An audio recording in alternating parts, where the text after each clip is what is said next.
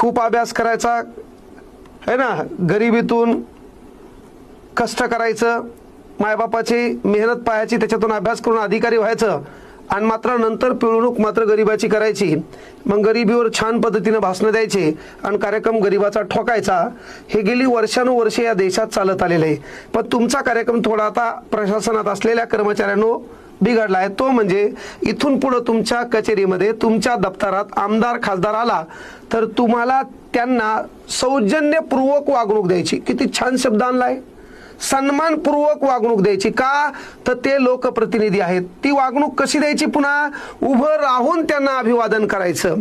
मग तो 5वी नापास असू द्या, 7वी नापास असू द्या, तो कसा का असू द्या, त्यानं कोणते कुटाणे केलेले असू द्या, त्यानं कोणते लफडे केलेले असू द्या, त्यानं किती भ्रष्टाचार केलेला असू द्या, पण तू हा बढियापैकी उभं राहायचं, त्याला अभिवादन करायचं. मी सरकारी कर्मचाऱ्यांना विनंती करतो की त्यांना अभिवादन करण्यामध्ये आम्हाला काही गैर नाही, आम्हाला काही वावगं नाही, आम्हाला त्याबद्दल काही संकोच नाही. पण तसंच त्या ठिकाणी एखादा वयस्कर व्यक्ती जो तुम्हाला न्याय मागणीसाठी जातो तर त्या पोलीस स्टेशनमध्ये त्याला खऱ्या अर्थानं आदरपूर्वक सन्मानानं आवजावं घालून बोलल्या जातं का, हा प्रश्न स्वतःला विचारा.